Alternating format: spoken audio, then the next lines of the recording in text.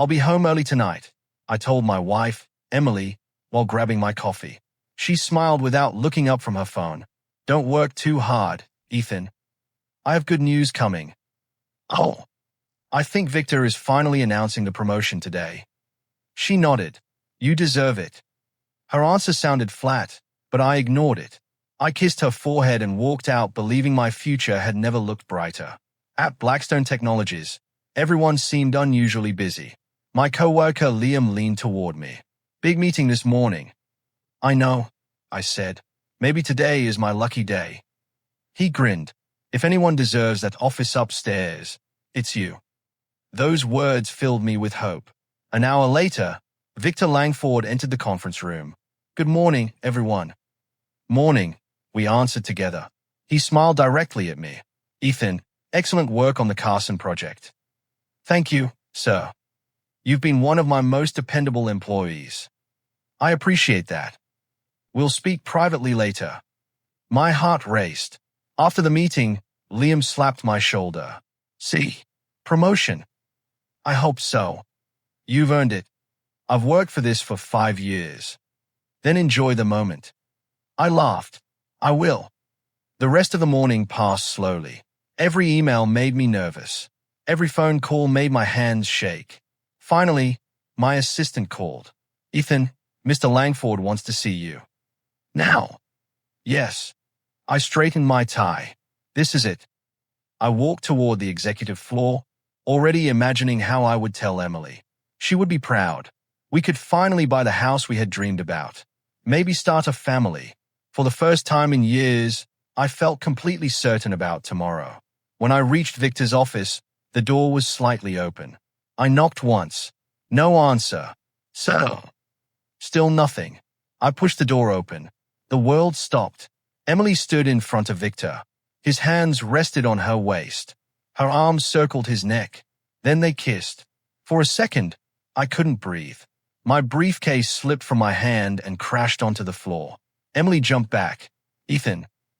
Victor slowly turned toward me. Neither of them looked frightened. Neither rushed to explain. I stared at them, hoping my eyes had lied. They hadn't. What? My voice cracked. What am I looking at? Emily lowered her eyes. Victor calmly adjusted his suit. You weren't supposed to see this. Weren't supposed to. I whispered. Emily finally spoke. I'm sorry. Sorry. I never wanted you to find out this way. My chest tightened. Tell me this isn't real. She stayed silent.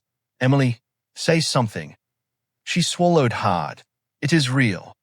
The room felt smaller. Since when? She looked at Victor before answering. A few months. A few months. I didn't plan for it. You expect me to believe that? Victor stepped forward. Ethan, let's handle this like adults. I glared at him. You stay out of this. I'm afraid I can't. This is my marriage. And this is my office. I clenched my fists. You praise me every day. I praised your work. While stealing my wife. Emily covered her face. Ethan, please. No, don't tell me to calm down. I never meant to hurt you. Then why did you? She whispered. Because I stopped believing our life would ever change. Those words hurt more than everything I had already seen. I stared at her in disbelief. What does that even mean? Emily took a slow breath. I was tired of struggling. We weren't struggling. We were surviving, Ethan. I was working every day for us. I know. Then why wasn't that enough? She looked away. I wanted more. Victor folded his arms. Emily made her own choice. I turned toward him. You think this makes you a winner? I think life rewards people who take opportunities. You call betraying me an opportunity. I call it reality. I shook my head. You pretended to be my mentor. I was your employer. I trusted you. That was your decision. His cold voice made my anger boil. I gave this company everything. And the company appreciated your effort. Did it? Not anymore. He picked up a folder from his desk. Ethan Hayes, effective immediately, your employment is terminated. I frowned. On what grounds? Victor slid several papers across the desk. An authorized disclosure of confidential company information. I stared at the document. That's a lie. Our investigation says otherwise. There was no investigation. There was. You created it. He didn't answer. Emily whispered, Victor. He raised one hand. This is business. I laughed bitterly. No, this is revenge before I've even done anything. You'll receive your final paycheck. I'm not signing that. You don't have to. You know I'm innocent. What I know won't matter. I looked at Emily. You're really going to stand here and let him destroy my career? Tears filled her eyes. I never wanted this. But you're allowing it. She couldn't answer.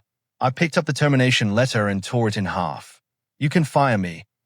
I dropped the pieces onto the floor. But you can't make your lies true. Victor pressed a button on his desk. Security. Within seconds, 2 guards entered. Escort Mr. Hayes from the building.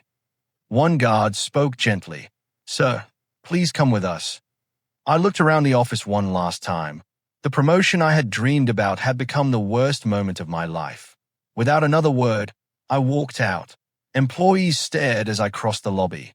Some whispered. Others looked away. Liam hurried toward me. Ethan, what's happening? I don't work here anymore. What? They fired me. Why? They said I leaked company secrets. His eyes widened. That's impossible. I know. I'll talk to human resources. It won't change anything. I'm sorry. So am I. I walked outside carrying nothing except my car keys. I didn't know where to go. I couldn't go home. Not anymore. I drove through the city until the sun disappeared. Hours later, I parked near a quiet river. I sat on a bench, staring at the dark water. My phone kept ringing. Emily, Emily, Emily. I turned it off. A calm voice interrupted my thoughts. Mind if I sit here? I looked up. An older man in a simple coat smiled politely. It's a public bench. He sat beside me. You look like someone carrying the weight of the world. You could say that.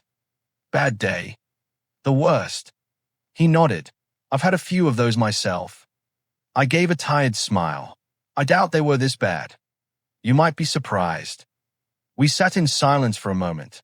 Then he asked, when everything falls apart, what do you do next? I honestly don't know. You stand up. I don't feel strong enough. Strength rarely appears before it's needed. I studied his face. Do I know you? He chuckled. My name is Samuel Brooks. The name sounded familiar. The investor. The same one. I blinked. What are you doing here? Watching people. Why? Sometimes I find someone worth believing in. I laughed quietly. You've picked the wrong man. I don't think I have. You don't even know me. I know enough.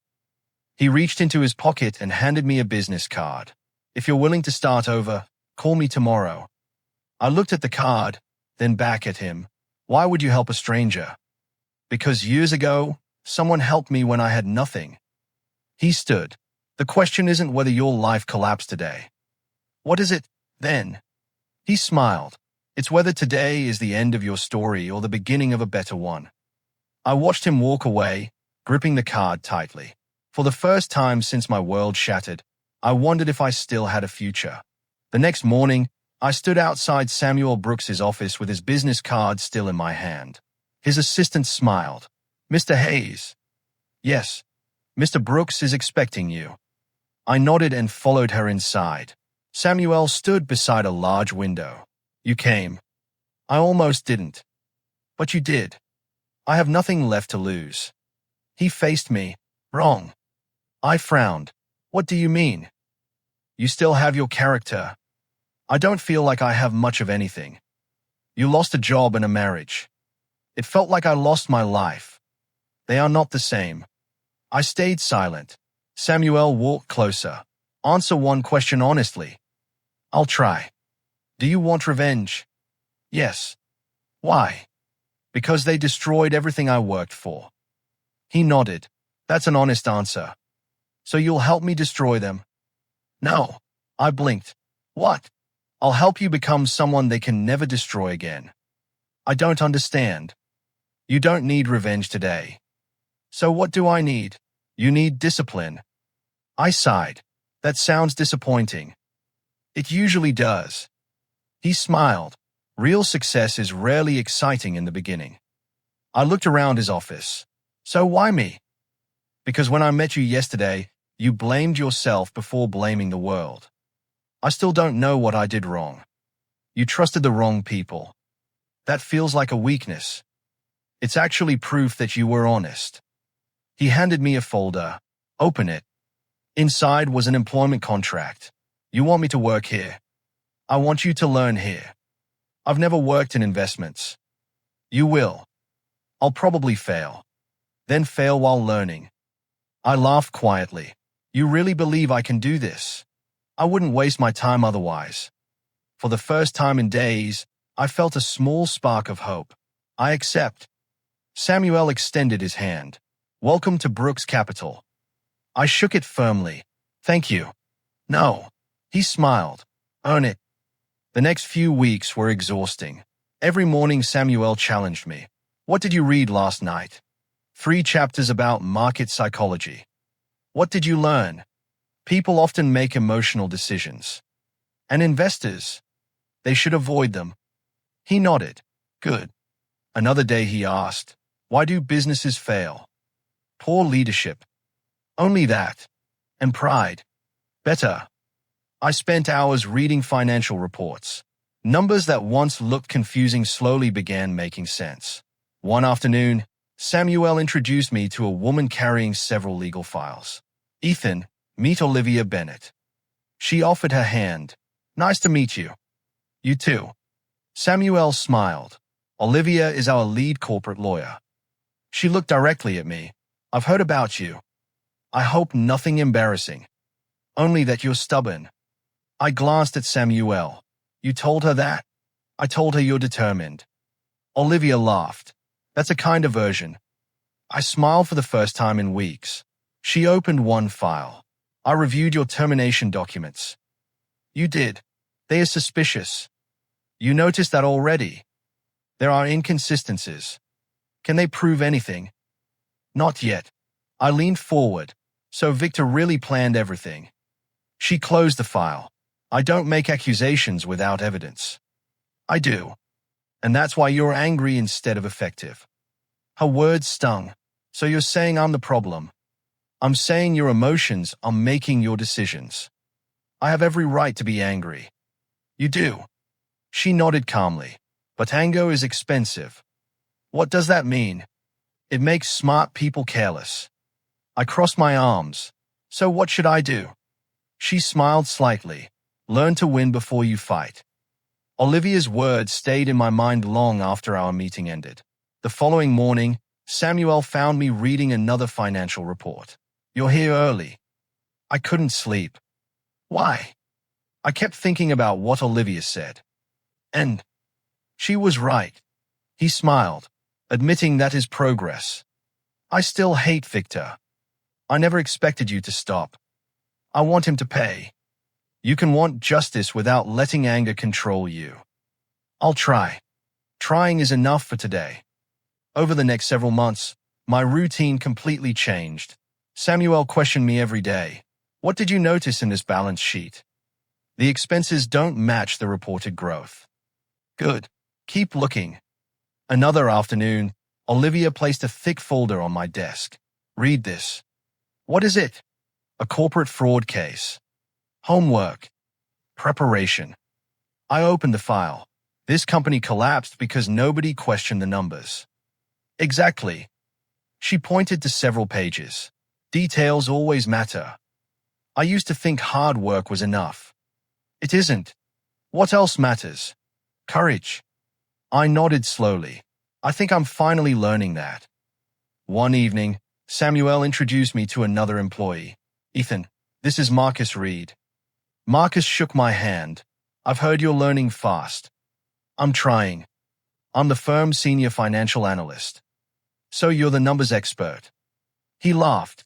I've been called worse. Samuel looked at both of us. I want you working together. Marcus and I spent hours reviewing public financial records. Late one night, Marcus suddenly stopped typing. That's strange. What is? Look at this transaction. I moved closer. It doesn't make sense. Exactly. He opened another report. And here's another.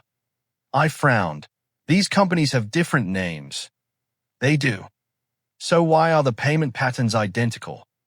Marcus leaned back. Because they are probably connected. My pulse quickened. Connected to whom?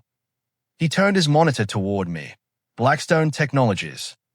I stared at the screen. You're sure? Not yet. What do you need? More evidence. Let's find it. For weeks, we compared reports, contracts, and investor statements. Every discovery revealed another hidden problem. Finally, Marcus looked at me with a serious expression. I think we found it. What? Several fake consulting companies. Owned by Victor. We can't prove ownership yet. But the money keeps flowing through them. Yes. I sat quietly. So he wasn't just cruel. No, he may have been stealing. Marcus nodded. If these records are genuine, millions disappeared. I remembered Victor's confident smile. I knew he was dishonest. This is bigger than dishonesty. What do we do now? Marcus closed the files. We stay patient. I hate waiting. I know. But one mistake could ruin everything. I took a deep breath. You're right. Across town, my phone suddenly buzzed. An unknown number appeared. I answered carefully. Hello. Ethan. I recognized Emily's voice immediately. What do you want? We need to talk. I don't think we do. Please. I have nothing to say. She hesitated. Things aren't how I expected. I remained silent. Victor keeps canceling our wedding plans. That's not my problem. He says business comes first. I remember hearing those words before. Ethan, I hope you finally understand them. She quietly asked, do you hate me? I closed my eyes. I don't have time to hate you anymore. The line stayed silent. Then she whispered, I'm sorry. I ended the call without another word. Marcus looked at me. Everything okay? I slipped my phone into my pocket. It will be. He smiled. Good. As I looked at the financial evidence covering my desk, I realized something important. I no longer wanted revenge alone. I wanted the truth to destroy every lie Victor had ever built. 3 years passed before Samuel called me into his office with an unfamiliar smile. I think you're ready. For what? To stop preparing. I looked at him carefully. You mean Blackstone? He nodded. It's time. I took a slow breath. I've waited a long time to hear those words. I know. Where do we start? With introductions. Samuel picked up his coat. Come with me. An hour later, we entered a private conference room. A confident woman stood beside the window. Samuel smiled. Ethan, meet Grace Holloway. She shook my hand firmly. I've heard impressive things about you. I hope they are true. They are. I smiled politely. Samuel turned toward another guest. And this is Daniel Pierce. An older man nodded. Good to finally meet you. I appreciate your time. Daniel gestured toward the chairs. Let's sit. We all took our seats. Grace opened the conversation. Samuel says you want to buy Blackstone. I want to rebuild it. Interesting answer. I don't care about revenge anymore. Daniel studied me. Most people would. I almost did. What changed? I realized anger creates mistakes. Grace smiled. That's exactly why we're here. I frowned. What do you mean? She folded her hands. I own 7% of Blackstone. I blinked. You do? She nodded. I never sold my shares. Daniel spoke next. I own another 6%. I looked at Samuel. You planned this. He chuckled. I planned opportunities. I leaned back. So together you control 13%. Correct. Samuel smiled. And that's only the beginning. My heart beat faster. You've been preparing this longer than I realized. For years. I looked around the room. Why help me? Grace answered first. Victor ruined a company I helped build. Daniel added quietly. He forced honest people to leave. I know that feeling. Samuel placed another folder in front of me. Open it. Inside were shareholder reports. I looked through them carefully. There are more investors willing to sell. Samuel nodded. They've lost confidence. How many shares can we realistically buy? Enough. Enough for what? Grace smiled. To matter. Before I could respond, Marcus hurried into the room carrying a laptop. Sorry I'm late. Samuel waved him inside. You're just in time. Marcus connected the laptop to a large screen. I found something. What is it? Transactions. I stood beside him. Show me. Several spreadsheets appeared. Marcus pointed at one company. This consulting firm received millions. What's unusual? It has no employees. I frowned. That's impossible. It gets worse. He opened another file. Here's another company. The same address. Exactly. Daniel leaned closer. So they are shell companies. Marcus nodded. Money enters Blackstone. And disappears. Grace looked shocked. How much? Marcus answered quietly. More than $30 million. I stared at the screen. Victor did this. We can't officially prove it yet. But the evidence keeps growing. Samuel crossed his arms. What do you recommend? Marcus looked at me. We continue collecting proof. I nodded. No shortcuts. Grace smiled. I like your patience. I've learned that rushing only helps guilty people. Samuel looked directly at me. You're not the same man who walked into my office 3 years ago. I smiled faintly. No. I closed the laptop. I'm much harder to break now. I left the conference room carrying more than documents. I carried certainty. Samuel walked beside me. You're quiet. I'm thinking. About Victor? No. He raised an eyebrow. About responsibility. He smiled. That's a better answer. The next morning, Marcus knocked on my office door. I found another connection. What is it? He placed a folder on my desk. 3 fake consulting firms transferred money into the same offshore account. Can you trace the owner? Not directly. But the account was approved using Victor's executive authorization. I looked up. So he signed every transfer. Yes. I closed the folder carefully. We're getting closer. Marcus nodded. But we still need undeniable proof. We'll find it. Later that afternoon, Grace called me. I've spoken with 2 shareholders. How did it go? They're ready to sell. They trust us. They don't trust Victor anymore. I smiled. That's enough. Daniel joined the call.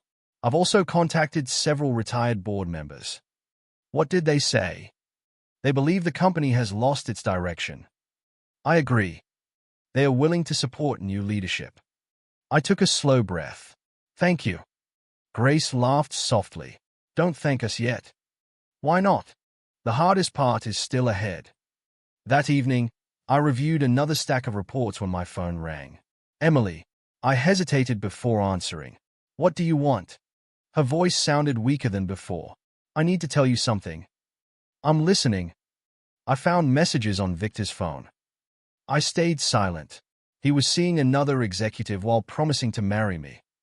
And now you know how betrayal feels. I deserve that. I didn't answer. She whispered, I ruined everything. I looked through the office window at the city lights. Yes. I wish I could change it. So do I. The call ended, and I realized something surprising. I didn't feel satisfaction. I only felt distance. I set my phone down and looked at Marcus. Was that Emily? Yes.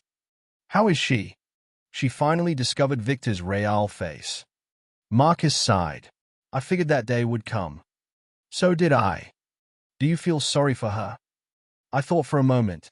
I feel sorry for the person I used to be. What do you mean? I spent years believing love could survive lies. And now I know trust is worth more than promises. Marcus nodded. That's a lesson most people learn too late. The next morning, Samuel called me into his office. Good news. I'm listening. He handed me a report. Another institutional investor wants to sell. I scanned the pages. That's a significant block of shares. It is. If we buy them, where does that leave us? Samuel smiled. Very close. Close to what? Control. My heartbeat quickened. So this is really happening. It is. Grace joined us a few minutes later. The paperwork is ready. Daniel followed behind her. And everything is completely legal. I looked at each of them. Let's move forward. Grace smiled. No hesitation. I hesitated 3 years ago. And today? Today I know exactly what I'm fighting for. Over the following weeks, every purchase was made quietly through approved investment firms. No headlines appeared. No rumors spread. Victor never noticed. One afternoon, Marcus rushed into my office with an excited expression. Ethan, what happened? He just made another mistake. What kind? He rejected 2 major investors because he thought he didn't need them. I couldn't believe it. His pride is helping us. Marcus grinned. It certainly is. Samuel laughed. Sometimes people destroy themselves. I looked at the growing list of completed share purchases. How many now? Grace answered confidently. Enough to surprise everyone. Daniel added, but not enough to alert Victor. Perfect.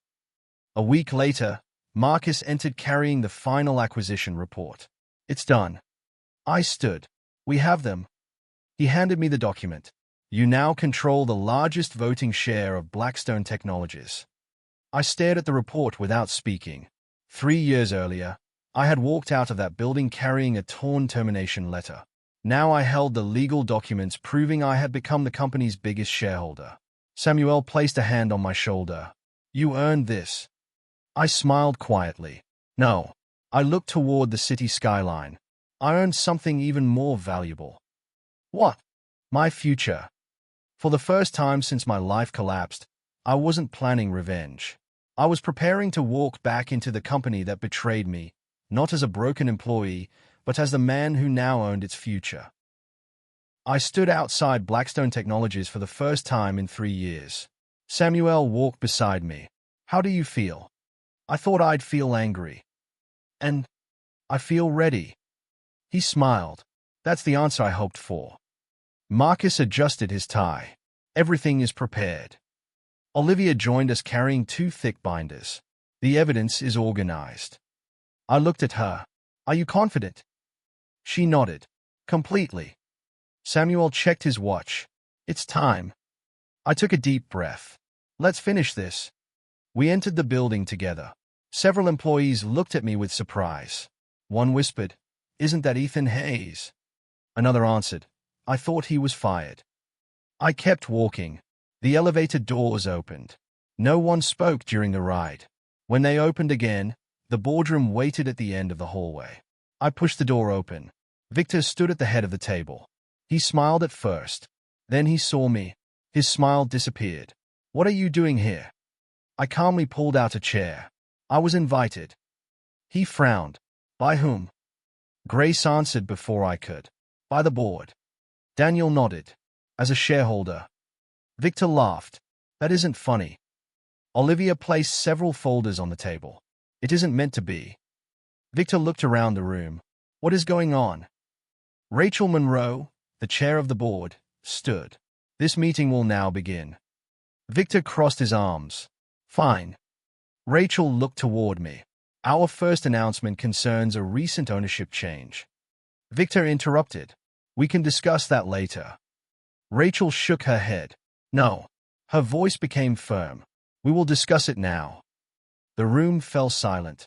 She continued. Over the past several months, multiple legal share purchases have taken place. Victor shrugged. That happens every year. Rachel opened a report. The largest buyer has now been confirmed. Victor smiled confidently. I already know who it is. Do you? Of course. Rachel looked directly at me. Mr. Ethan Hayes now holds the largest voting share in Blackstone Technologies. The room exploded with whispers. Victor stared at me. No. Rachel repeated calmly. The documents have been verified. Victor slammed both hands on the table. That's impossible. I met his eyes. It's completely legal. You planned this. For a long time. He shook his head. You were just an employee. I learned a great deal after you fired me. Grace slid another document toward the board. Every purchase complied with corporate regulations. Daniel added, independent auditors have already confirmed the transactions. Victor looked around desperately. There must be a mistake. There isn't, Rachel replied. He pointed at me. You can't control this company. I answered quietly. I already do. His face lost all color. For the first time since I had known him, Victor looked afraid. Olivia calmly opened her binder. We're only getting started. I looked around the room. Every person who once ignored me was now watching me instead. The balance of power had changed, and everyone could feel it. Victor pointed at me with a trembling hand. You planned this from the beginning. I looked straight at him. No, you're lying. I planned to rebuild my life. You created everything that followed. He turned toward the board. You can't believe him. Rachel remained calm. We're listening to evidence, not opinions. Victor looked at Olivia. What evidence? She stood and opened the first binder. I'll begin with the consulting contracts approved under your authority. She placed copies in front of every board member. Victor forced a laugh. Those are ordinary business expenses. Olivia replied. Then perhaps you can explain why 3 consulting firms shared the same mailing address. He hesitated. That's common. Marcus stood beside the screen. I'd like everyone to look at these financial records. A spreadsheet appeared. Marcus continued. Each company received millions of dollars from Blackstone Technologies. Victor interrupted. They provided strategic services. Marcus clicked to the next page. They had no employees. The room became silent. He clicked again. They had no active offices. Another page appeared. They filed almost no business activity. Rachel frowned. Mr. Langford, do you have an explanation? Victor cleared his throat. My finance department handled those details. Marcus calmly answered. Every payment required your executive authorization. I watched Victor's confidence disappear. Olivia held up another document. These signatures match every transfer. Victor shook his head. This is a setup. No, I said quietly. This is accountability. Before he could respond, the boardroom doors opened. Several federal investigators entered. The lead investigator stepped forward. Victor Langford. Victor looked stunned. Who are you? My name is Nathan Cole. He displayed his identification. We have warrants related to financial fraud, wire fraud, and corporate embezzlement. Victor stepped backward. You can't arrest me here. Nathan replied, We can. 2 officers moved beside him. Victor looked around desperately. Someone say something. Nobody did. He stared at me. You did this. I answered honestly. I told the truth. The officers placed him in handcuffs. As they escorted him toward the door, he shouted, You'll regret this, Ethan. I didn't answer. The door closed behind him. The room felt strangely quiet. A soft voice broke the silence. Ethan. I turned. Emily stood near the entrance. Her eyes were filled with tears. I know I don't deserve your time. I waited. She took a slow breath. I made the biggest mistake of my life. I remained silent. I thought money would make me happy. She wiped her eyes. I destroyed our marriage for someone who never loved me. I finally spoke. I warned you that character matters more than success. You did. I'm sorry. I believe you are. She looked at me hopefully. Can you forgive me? I closed my eyes for a moment. I don't hate you. Her expression softened. But I can't go back. She nodded slowly. I understand. She turned and quietly left the room. Rachel stood. The board has one final matter. Every director looked toward me. Rachel smiled. All those in favor of appointing Ethan Hayes as Chief Executive Officer of Blackstone Technologies. One by one, every hand was raised. Rachel looked at me. The vote is unanimous. I took a deep breath. 3 years earlier, I had walked out of this building as a broken man. Now I stood in the same boardroom as the company's new CEO. I finally understood something no betrayal could ever take away. The greatest victory wasn't destroying the people who hurt me. It was becoming someone they could never defeat. My first morning as CEO began before sunrise. I stood inside my new office, looking across the city. A soft knock interrupted my thoughts. "Come in." Olivia stepped inside carrying a notebook. "Good morning, Mr. CEO." I smiled. "Please don't call me that. What should I call you?" "Ethan." She laughed. "I'll think about it." I pointed toward the chair. "Have a seat." She sat across from me. "So, what's first?" I opened a folder. "We change this company." "That's ambitious." "It's necessary." "Where do you start?" "With honesty." She nodded. "I was hoping you'd say that." A few minutes later, Marcus entered. I brought the quarterly reports. "Any surprises?" He smiled. "The good kind." I looked through the papers. "Profits are stable." "They are." "What about employee turnover?" "It's already improving." I looked up. "Why?"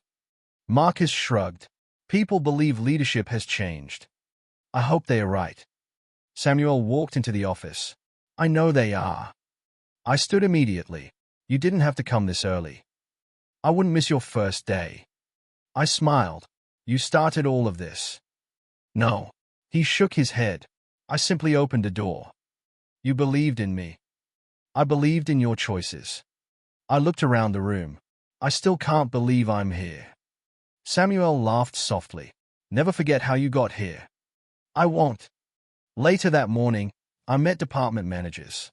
One manager asked, "What's your biggest priority?" I answered without hesitation, "Integrity." Another manager frowned. "Before today, nobody used that word here." "Then it's time we start." The meeting ended with quiet determination. As everyone left, Olivia stayed behind. "You handled that well." I was nervous. It didn't show. "I'm still learning." So is every good leader. I smiled. "I'll remember that." Over the following months, I introduced new policies. Anonymous reporting systems, independent financial audits, performance rewards based on honesty instead of politics. One afternoon, Marcus walked into my office. "You should see this." "What happened?" He handed me a report. "Employee satisfaction is the highest it has been in years." I laughed. "That's the best report you've ever given me." Samuel smiled proudly. "I knew this company needed a leader. I hope I'm becoming one." "You already are." A few weeks later, Samuel invited me to lunch. He looked unusually relaxed. "I've made a decision." "What kind?" "I'm retiring." I stared at him. "So soon?"